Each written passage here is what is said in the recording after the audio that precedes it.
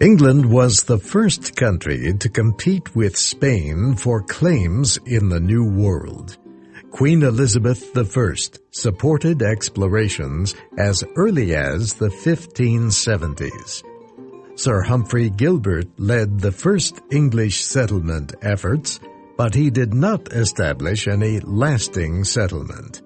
He died as he was returning to England. Gilbert's half-brother, Sir Walter Raleigh, continued his work. Raleigh sent a number of ships to explore the east coast of North America. He named an area of the coast Virginia in honor of Queen Elizabeth, who never married and was known as the Virgin Queen.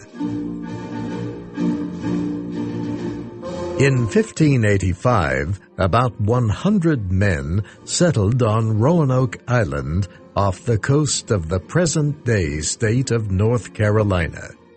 These settlers returned to England a year later. Another group went to Roanoke the next year. This group included a number of women and children. But the supply ships that Raleigh sent to the colony failed to arrive. When help got there in 1590, none of the settlers could be found. At least some of the settlers may have become part of the Indian tribe that lived in the area. One reason for the delay in getting supplies to Roanoke was the attack of the Spanish Navy against England in 1588. King Philip of Spain had decided to invade England, but the small English ships, combined with a fierce storm, defeated the huge Spanish fleet. As a result, Spain was no longer able to block English exploration. England discovered that supporting colonies so far away cost a lot of money. So Queen Elizabeth took no more action to do it. Not until after her death in 1603 did England begin serious efforts to start colonies in America. In 1606, the new English king, James I, gave two business groups permission to establish colonies in Virginia, the area claimed by England. Companies were organized to carry out the move. The London Company sent 100 settlers to Virginia in 1606. The group landed there in May 1607 and founded Jamestown. It was the first permanent English colony in the New World. The colony seemed about to fail from the start. The settlers did not plant their crops in time, so they soon had no food. Their leaders lacked the farming and building skills needed to survive on the land. More than half the settlers died during the first winter. The businessmen controlling the colony from London knew nothing about living in such a wild place. They wanted the settlers to search for gold and explore local rivers in hopes of finding a way to the east. One settler knew this was wrong. His name was Captain John Smith. He helped the colonists build houses and grow food by learning from the local Indians. Still, the Jamestown settlers continued to die each year from disease, starvation, and Indian attacks. The London Company sent 6,000 settlers to Virginia between 1606 and 1622. More than 4,000 died during that time. Historians say that all the settlers surely would have died without the help of the local Powhatan Indians.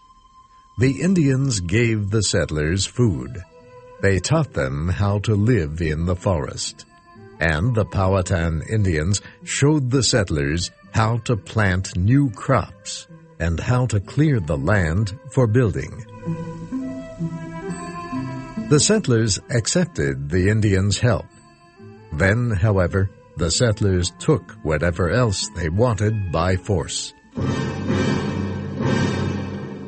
In 1622, the local Indians attacked the settlers for interfering with Indian land.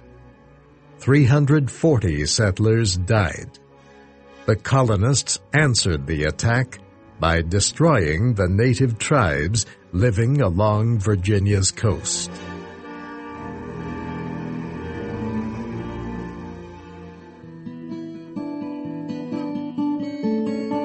The settlers recognized that they would have to grow their own food and survive on their own without help from England or anyone else. The Jamestown colony was clearly established by 1624. It was even beginning to earn money by growing and selling a new crop, tobacco.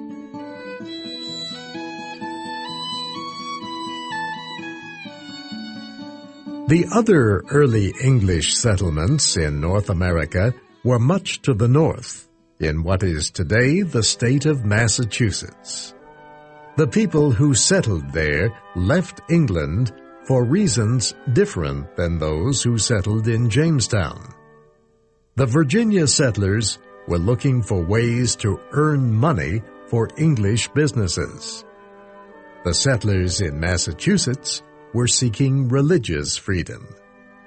King Henry VIII of England had separated from the Roman Catholic Church. His daughter, Queen Elizabeth, established the Protestant faith in England. It was called the Church of England or the Anglican Church. The Anglican Church, however, was similar to the Roman Catholic Church. Not all Protestants liked this idea. Some wanted to leave the Anglican Church and form religious groups of their own. In 1606, members of one group in the town of Scrooby did separate from the Anglican Church. About 125 people left England for Holland. They found problems there too, so they decided to move again to the New World. These people were called pilgrims. Pilgrims are people who travel for religious reasons. About 35 pilgrims were among the 102 passengers and crew on a ship called the Mayflower in 1620. The Mayflower set sail from England, headed for Virginia, but the ship never reached Virginia. It was blown far off its planned course. Instead, it reached land far to the north on Cape Cod Bay. The group decided to stay there instead of trying to find Jamestown far to the south in Virginia. They settled what would become the Massachusetts Bay Colony. They called the colony Plymouth, naming it after the harbor in England from which they departed on their voyage to the New World. The Pilgrims and the others aboard the Mayflower believed they were not under English control since they did not land in Virginia.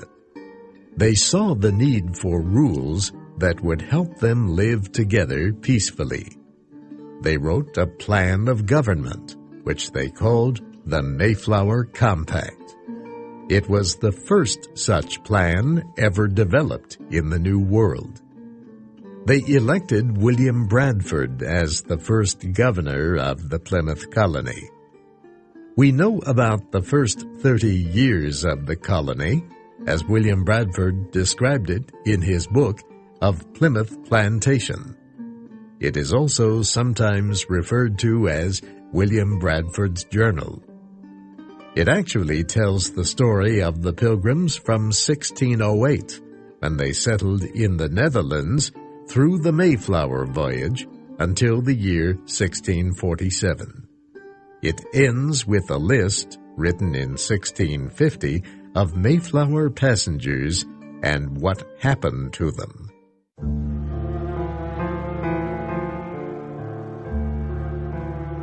As happened in Jamestown, about half the settlers in Plymouth died during the first winter. The survivors were surprised to find an Indian who spoke English. His name was Squanto. He had been kidnapped by an English sea captain and had lived in England before returning to his people. The Pilgrims believed God had sent them Squanto. He made it possible for them to communicate with the native people. He showed them the best places to fish, what kind of crops to plant, and how to grow them. He provided them with all kinds of information they needed to survive. The settlers invited the Indians to a feast in the month of November to celebrate their successes and to thank Squanto for his help.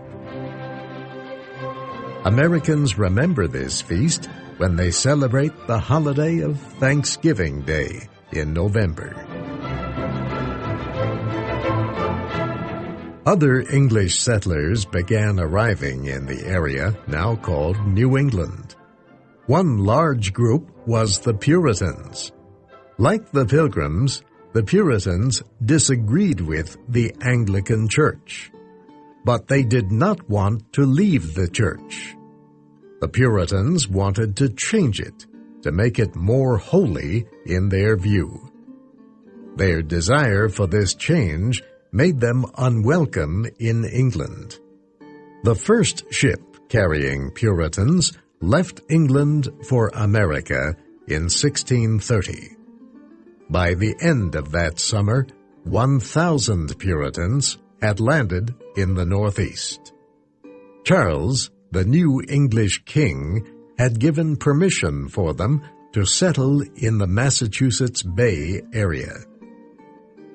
The Puritans began leaving England in large groups.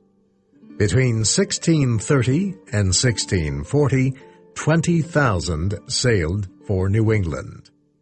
They risked their lives on the dangerous trip. They wanted to live among people who believed as they did. The Puritans and other Europeans, however, found a very different people already living in the New World. They were the Native Americans, or Indians, as Columbus called them, after thinking he had reached the East.